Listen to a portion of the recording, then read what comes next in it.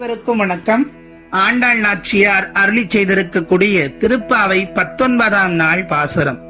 இந்த 19ஆம் நாள் பாசுரத்திலேயும் ஆண்டாள் நாச்சியார் நப்பின்னையினுடைய உதவியைத்தான் நாடுகின்றாள். கண்ணனை எழுப்புவதற்காக நப்பின்னையினுடைய பெருமைகளை கூறி கண்ணனை எழுப்பிவிடுமாறு சொல்லுகின்றாள் ஆண்டாள் நாச்சியார். முதலில் பாசுரத்தை பார்த்துவிட்டு வரலாம்.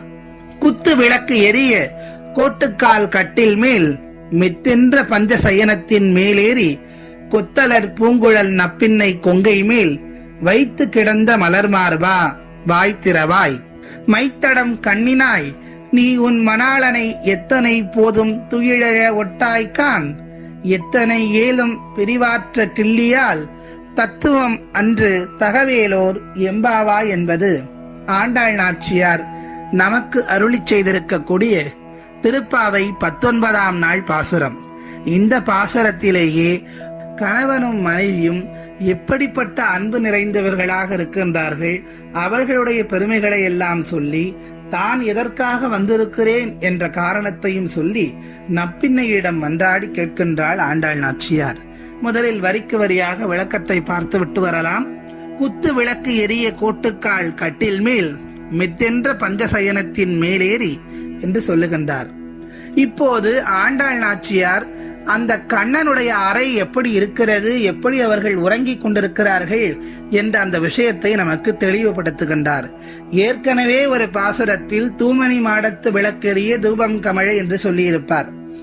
அப்படி ஒரு சிறு விளக்கை ஏற்றி வைத்துக் கொண்டு தான் அந்த காலத்தில் தூங்கி இருக்கின்றார்கள் என்பதை நமக்கு உணர்த்துகின்றார்.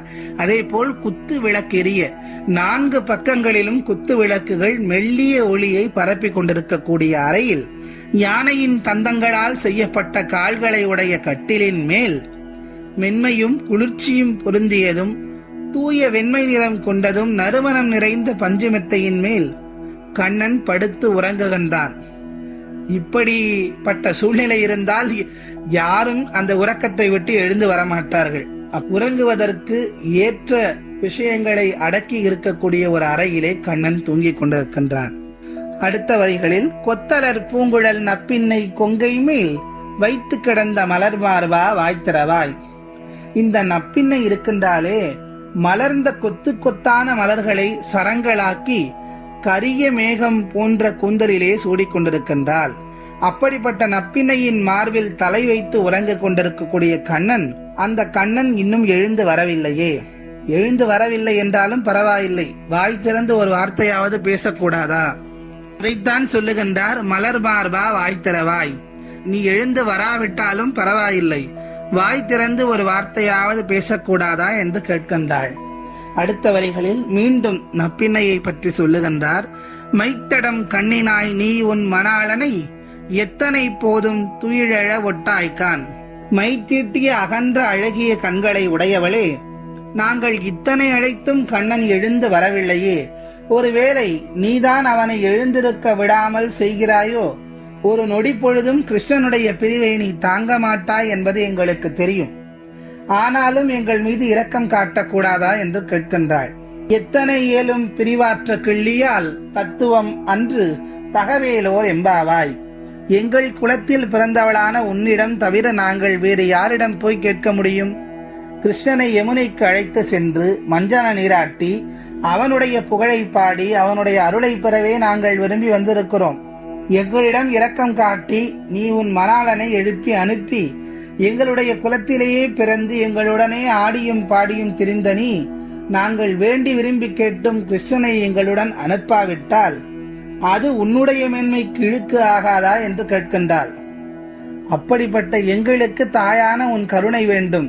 நீ மனமிறங்கி எங்களுக்கு அருள் பாலிக்க அந்த கண்ணனை அனுப்பி வை என்று கேட்கின்றாள் ஆண்டாள் நாச்சியார். அப்படி செய்யாமல் இருப்பது உனக்கு அழகல்ல என்பதையும் நீ அறிவாய்.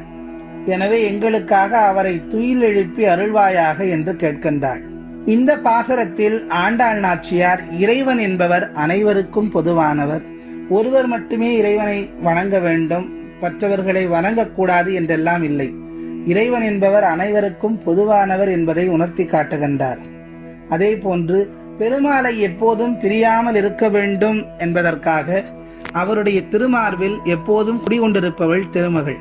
அதே போல் திருமகளை வணங்கி வழிபட்டாலே அவர்களுக்கு திருமால் தானாக வந்து அருளை வாரி வழங்கி விடுவார் என்பது ஐதீகம். திருமகளை அழைத்தாலே போதும், அந்த இடத்திற்கு திருமாலை வரவைத்து விட முடியும் என்ற சூட்சமத்தை தெரிந்து கொண்டு இங்கு கண்ணனை வரவழைப்பதற்காக அவரின் மனைவி நப்பின்னையை முதலில் எழுப்புகின்றாள் ஆண்டாள் நாச்சியார். எனவே நாமும் திருமகளை வணங்கி நேற்றைய பாசுரத்தை போலவே தாயாரிடத்திலே நம்முடைய கோரிக்கைகளை வைத்து தாயாரை வணங்கி அதன் பிறகு இறைவனை வணங்கி நம்முடைய நலன்களை அடைவோம். மீண்டும் அடுத்த பாசுரத்தில் உங்கள் அனைவரையும் சந்திக்கிறேன். வணக்கம்.